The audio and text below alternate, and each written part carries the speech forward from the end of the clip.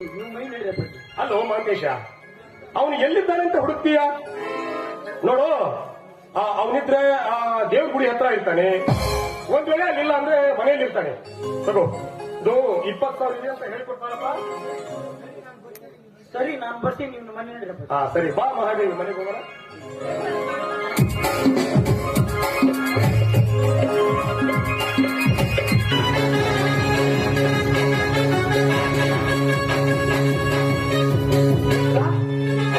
ಏನಿದ್ರ ಯಾರಿದ್ರೆ ಮನೆಯಲ್ಲಿ?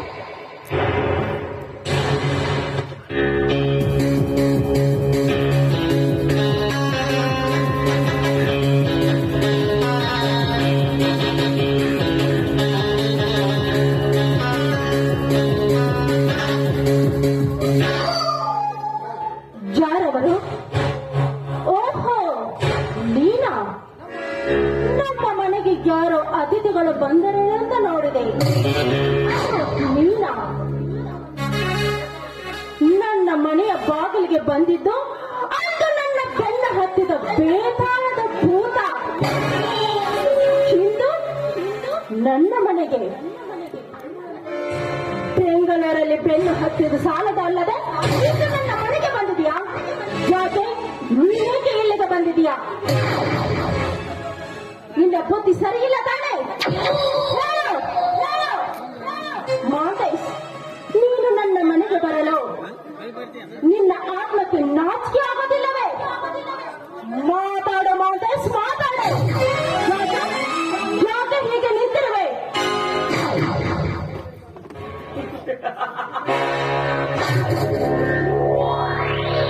ಬರಬೇಕಾದವರ ಮನೆಗೆ ಬಂದಿದ್ದೇನೆ ಅಂಬಿಕಾ. ಮತ್ತೊಬ್ಬರ ಮನೆಯಲ್ಲಿ ತಪ್ಪು ಎಚ್ಚಿಡಲು ಲಜ್ಜೆ ಬಿಟ್ಟ ಪುರುಷ ನಾನಲ್ಲ. ನಾನ್ಯಾರೆಂಬುದನ್ನು ಇನ್ನು ನೀನು ಅರಿತುಕೊಂಡಿದ್ದರೆ ಬಾಗಿಲಲ್ಲಿ ನಿಂತು ನನ್ನನ್ನು ಸ್ವಾಗತ ಮಾಡಿಕೊಳ್ತಾರೆ. ಈ ವಿಷಯ ತಿಳಿಲಾರ್ದು ಇನ್ನು ನಿನ್ ಗುರ್ತೈವ? ಹೌದು, ನೀನು ಧನರಾಜ್ ದಣಿ ಹತ್ರ ದುಡಿಯುವ ರುದ್ರನ್ ಮಗ ತಾನೆ? ಹೌದು. ನಿನಗೇನಾಗಬೇಕಾಗಿತ್ತು? ನೀನ್ ಯಾಕೆ ಇಲ್ಲಿಗೆ ಬಂದೆ? ಮೊದಲು ಅಷ್ಟು ಕೇಳು.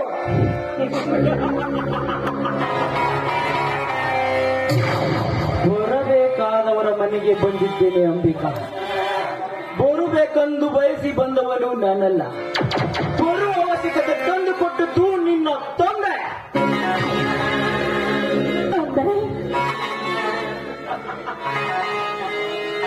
ನಾನೀವರ ಧನರಾಜ್ ದಣಿ ಏಕೈಕ ಪುತ್ರನಾದ ರಸಿಕತೆ ಎನಿಸಿಕೊಂಡಿರುವ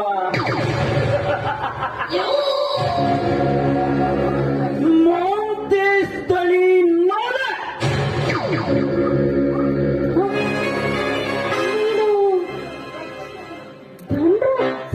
ಮಗನ? ಹೌದು.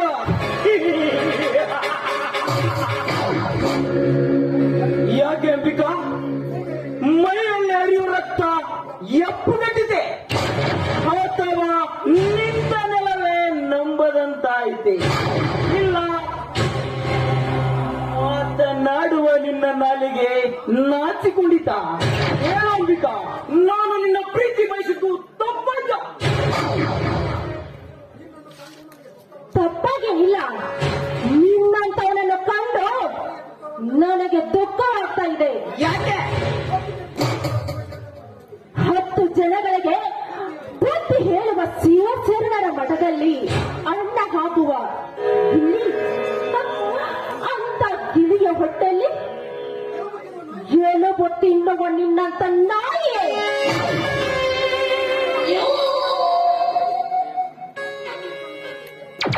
ಇಂಥ ನಾಯಿ ಹುಟ್ಟಿಸಲ್ಲ ಅಂತ ನನಗೆ ವ್ಯಥೆ ಆಗ್ತಾ ಇದೆ ಕಣ. ನನಗೆ ವ್ಯಥೆ ಆಗ್ತಾ ಇದೆ.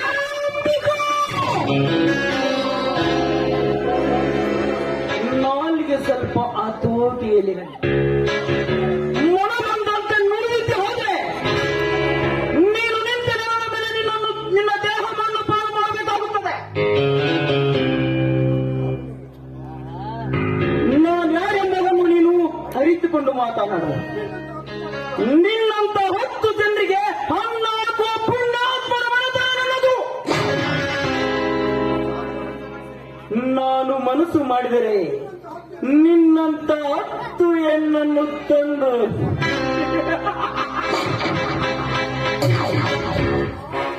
ಸಾಲಾಗಿ ನಿಲ್ಲಿಸಬಲ್ಲೆ. ಆ ಶಕ್ತಿ ನನ್ನಲ್ಲಿ ಉಂಟು. ಆದರೆ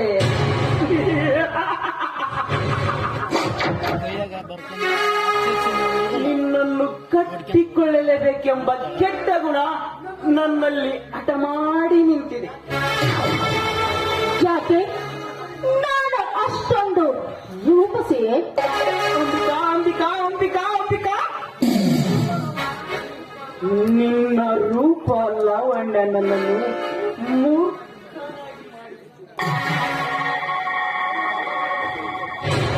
ನಿನ್ನ ಯೌವನದ ಹೊಳೆಯಲ್ಲಿ ಅಂಬಿಗನಾಗಿ ಈಜಬೇಕೆಂಬ ಹಂಬಲ ನನ್ನ ಮನದಲ್ಲಿ ತುಂಬಿ ನಿಂತಿದೆ. ನಿನ್ನ ಪ್ರೀತಿಯ ಅರಮನೆಯಲ್ಲಿ ಮಹಾರಾಜನಾಗಿ ಮೆರೆಯಬೇಕೆಂಬ ಹುಚ್ಚತನ ನನ್ನ ಮನದಲ್ಲಿ ಕಿತ್ತಾಗಿ ಕಾಡ್ತಾ ಇದೆ. ನಾನೆಷ್ಟೇ ನನ್ನ ಮನಕ್ಕೆ ಹೆಚ್ಚರ ಹೇಳಿದರು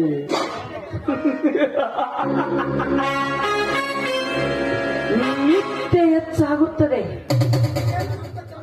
ನನಗೆ ನಿನ್ನ ಅಂದ ಚಂದ ಯೌವನದ ಹೆಬ್ಬಯಕೆ ನೋಡು ಅಂಬಿಕಾ. ಇಲ್ಲಿವರೆಗೂ ನೀನು ಆಕಾಶದಲ್ಲಿ ಹಾರಾಡುವ ಹಕ್ಕಿಯೊಂದು ನಾನು ಭಾವಿಸಿಕೊಂಡಿದ್ದೆ. ಈ ಹಕ್ಕಿ ನನಗೆ ದಕ್ಕಬಾರದೆಂದು ನಾನು ತಿಳಿದುಕೊಂಡಿರಲಿಲ್ಲ. ಆದರೆ ದಕ್ಕಬಾರದ ಹಕ್ಕಿಯ ಗೂಡು ನನ್ನ ಮನೆಯ ಪಕ್ಕದಲ್ಲಿದೆಯಂತ ನಾನು ತಿಳಿದುಕೊಂಡಿರಲಿಲ್ಲ. ಈಗ ನೀನು ನನ್ನ ಅರಮನೆಯ ಅಂಗಳದಲ್ಲಿ ನಿಂತ ಅರಗಿಣಿ. ನಿನ್ನ ಮನಸ್ಸಿನಿಂದ ಒಪ್ಪಿದ್ರೆ ಸರಿ, ಇಲ್ಲದಿದ್ದರೆ ನಿನ್ನ ದೇಹವನ್ನು ಕುಕ್ಕುವ ರಣವತ್ತು ನೋಡಬೇಕಾಗುತ್ತದೆ.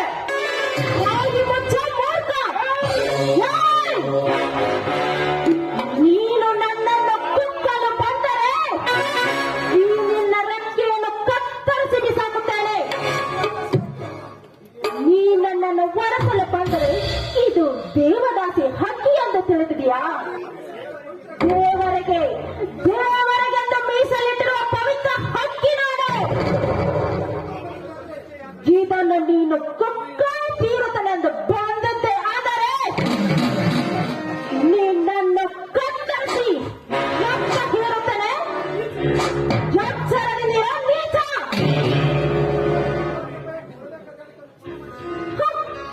ಒಂದು ಹೆಣ್ಣು ತಾನಿಂದ ತಾನಾಗಿ ಒಲೆದು ಬರಬೇಕಾದರೆ ಅದಕ್ಕೂ ಒಂದು ಪುಣ್ಯ ಮಾಡಿರಬೇಕು.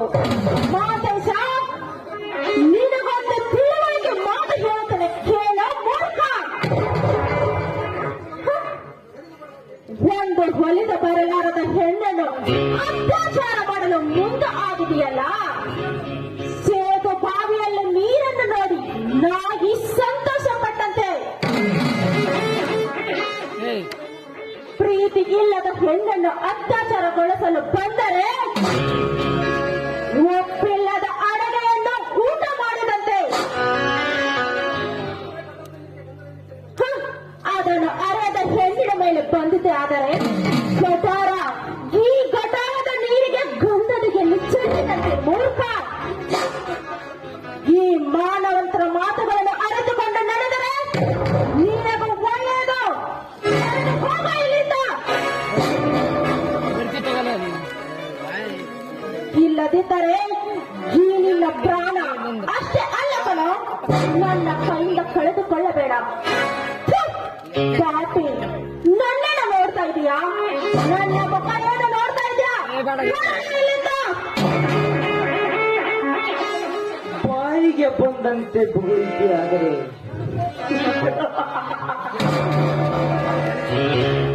ನನ್ನ ಕೋಪದ ಪಿತ್ತ ನೆತ್ತಿಗೆರುವುದು. ನೀನೆಷ್ಟೇ ಉಪದೇಶ ಹೇಳಿದರು ನನ್ನ ಹೃದಯದಲ್ಲಿ ಭದ್ರವಾಗಿ ನಿಲ್ಲಲಾರವು.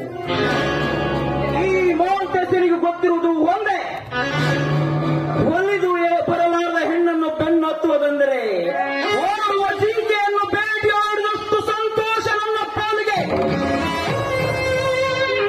ಪ್ರೀತಿ ಇಲ್ಲದ ಹೆಣ್ಣನ್ನು ಭೋಗಿಸುವುದೆಂದರೆ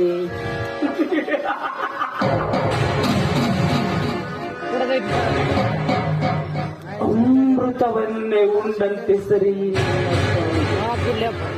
ಮನಸ್ಸಿಲ್ಲದ ಹೆಣ್ಣನ್ನು ಮದುವೆ ಆಗುವುದಾದ್ರೆ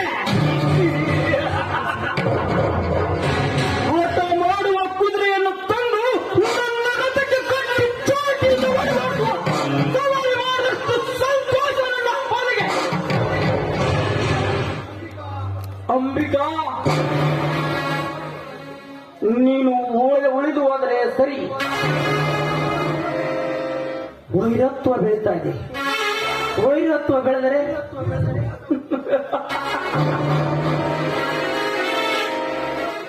ವಿರಸ ಹುಟ್ಟುತ್ತದೆ. ವಿರಸ ಹುಟ್ಟಿದರೆ ಸರ್ವನಾಶಕ್ಕೆ ಮೂಲ ಆಗ್ತಾ ಇದೆ. ಸರ್ವನಾಶವಾದರೆ ಯಾರಿಗೂ ಉಪಯೋಗ ಆಗಲಾರದು. ಈ ಸಮಯದಲ್ಲಿ ನಾವಿಬ್ಬರು ಸರಸಾಗುವ ಉತ್ತಮ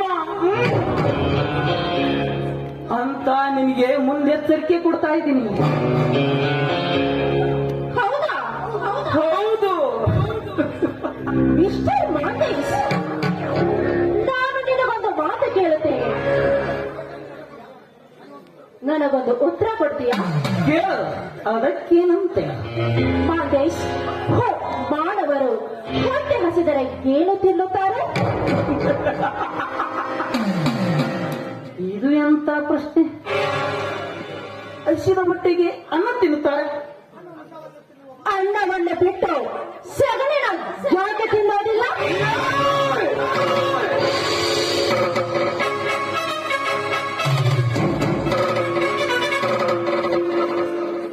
ಅಂಬಿಕಾ, ಹಸಿದವನು ಅನ್ನವನ್ನು ತಿನ್ನೋ ಬಿಟ್ಟು ಸಗಣಿಯನ್ನು ತಿನ್ನುವುದಿಲ್ಲ.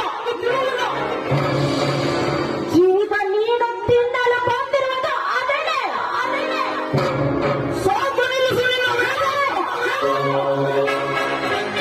ಹಸಿದ ಹೊಟ್ಟೆಗೆ ಅನ್ನ ತಿನ್ನುವ ಬದಲು ಸಗಣಿ ತಿನ್ನಲು ಬಂದಿದೆಯಲ್ಲ. ನೋಡು ಮಾದೇಶ್, ಗಂಡಿಗೊಂದು ಹೆಣ್ಣನ್ನು ಆ ಬ್ರಹ್ಮ ಹೆಂಡತಿಯಾಗಿ ಸ್ವೀಕಾರ ಮಾಡಿರುತ್ತಾನೆ. ಅದನ್ನು ಅರೆಯದ ನೀನು ಹರೆಯದ ಹೆಣ್ಣಿನ ಮೇಲೆ ಈ ನಿನ್ನ ಕಣ್ಣನ್ನು ಹಾರಿಸಿದರೆ ಸಗಣಿ ತಿನ್ನಲದೆ ಮತ್ತೇನ ತಿನ್ನುತ್ತೆಯೋ ಮೂರ್ಖ? ಸಾಕು, ನಿಲ್ಲಿಸು. ನಿನ್ನ ತತ್ವಗಳ ಕೇಳಲು ನಾನಿಲ್ಲಿಗೆ ಬಂದಿಲ್ಲ. ಈಗ ನಾನು ಒಂದೇ ನಿರ್ಧಾರ ಮಾಡಿಕೊಂಡು ಬಂದಿದ್ದೇನೆ. ಎರಡರಲ್ಲಿ ಒಂದಾಗಲೇಬೇಕು. ಏನು ಬೇಕು? ನಿನ್ನ ಯೌವನದ ಒಳೆಯಲ್ಲಿ ಅಂಬಿಗನಾಗಿ ಈಜಬೇಕೆಂಬ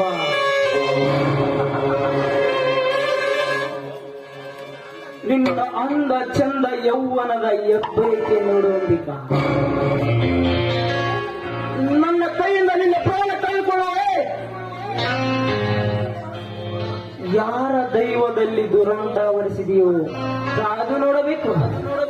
ಇನ್ನೂ ಹೆಚ್ಚು ಸಮಯ ನಿಮಗಿಲ್ಲ. ಸ್ವಲ್ಪ ವಿಚಾರಿಸು.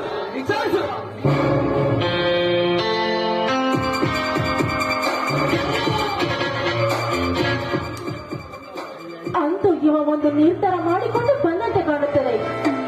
ಇಂಥ ಸಮಯದಲ್ಲಿ ನಾನು ಇವನು ಹೇಳಿದಂತೆ ಕೇಳಲೇಬೇಕು. ಹೇಗಾದ್ರೂ ಮಾಡಿ ಇವನು ಹೇಳಿದಾಗೆ ಕೇಳಿ ಇಲ್ಲಿಂದ ಪಾರು ಆಗಲೇಬೇಕು.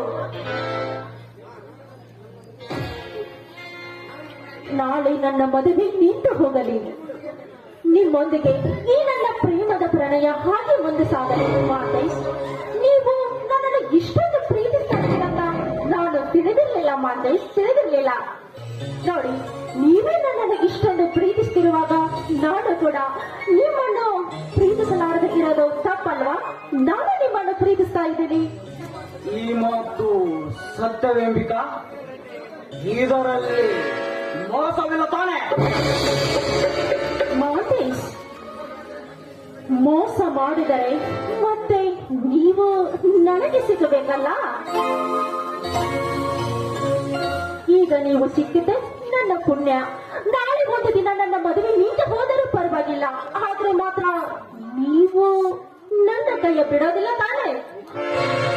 ಹಾಗಾದರೆ ಪ್ರಾರಂಭವಾಗಲಿ ನಮ್ಮಿಬ್ಬರ ಪ್ರೇಮದ ಪಯಣ. ಹಾಗೆ ಆಗಲಿ ಮಾತೇಶ್.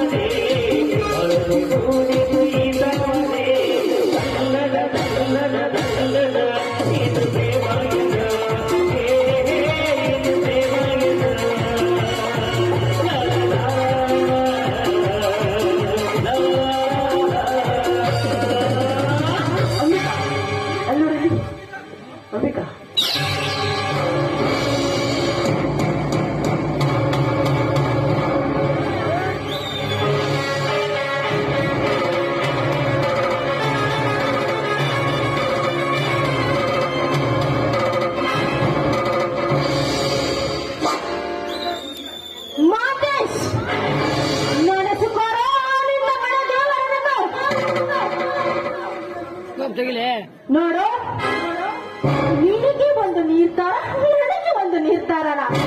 ನಿನಗೆ ಪ್ರಾಣ ಭಿಕ್ಷೆ ಬೇಕಾದರೆ ಸುಮ್ಮನೆ ಇಲ್ಲಿಂದ ಹೊರಟು ಹೋಗು. ಇರದಿದ್ದರೆ ನೆನೆದುಕೋ ನಿನ್ನ ಮನೆ ದೇವರನ್ನ. ಈ ನನ್ನ ಕೈಯಿಂದಲೇ ನಿನ್ನ ಪ್ರಾಣ ಹೋಗುವುದು.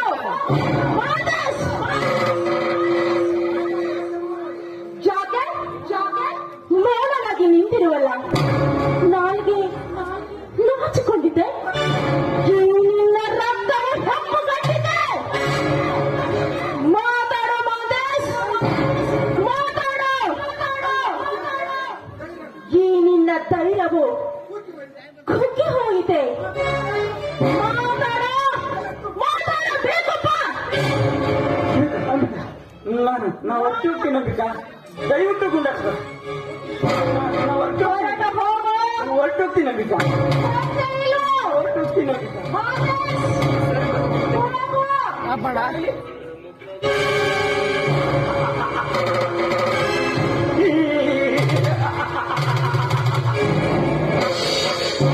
ಈಗ ಯಾರು ನೆನೆಸಿಕೊಳ್ಳಬೇಕು ಮನೆ ದೇವರನ್ನು?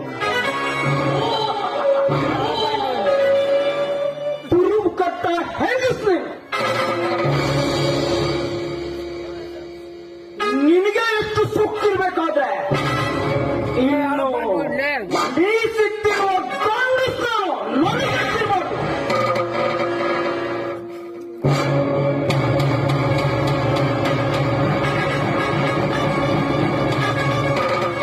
ಒಂದು ಮಾತು ಹೇಳ್ತೀನಿ, ನೆನಪಿಟ್ಕೋ.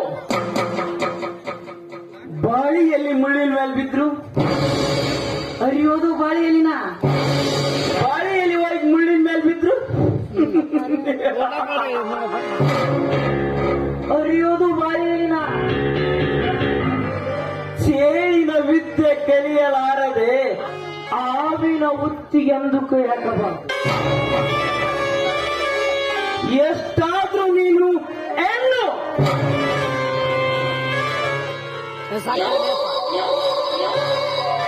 ಹೆಣ್ಣಿನ ಬುದ್ಧಿ ನಿನ್ನ ಮೊಣಕಾಲ ಕೆಳಗೆ ಎನ್ನುವ ಗೋಡೆ ಮಾತಿಗೆ ನಿನ್ನ ಸಾಕ್ಷಿ.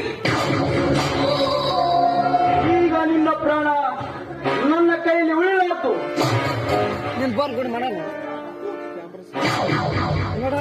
ಚಾಂಡಾಳ, ಹತ್ತಿರ ಬಂದರೆ ನಿನ್ನ ರಕ್ತ ಕುಡಿಯಲಾರದೆ ಬಿಡೋದಿಲ್ಲ ಕಣೋ, ಬಿಡೋದಿಲ್ಲ. ಲೇ, ನನ್ನನ್ನ ನಿನ್ನ ಕೆಟ್ಟ ಗಣ್ಣಿಂದ ಕೆತ್ತರಿಸಿ ನೋಡ್ತಿರುವೇನೋ.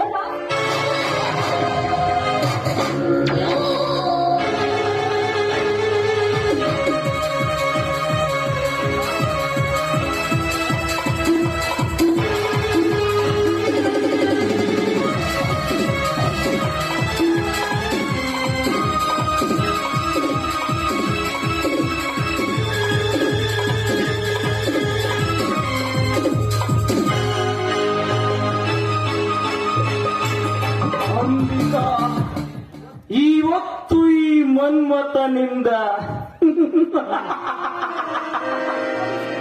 ಕಾಮದ ಅಭಿಷೇಕ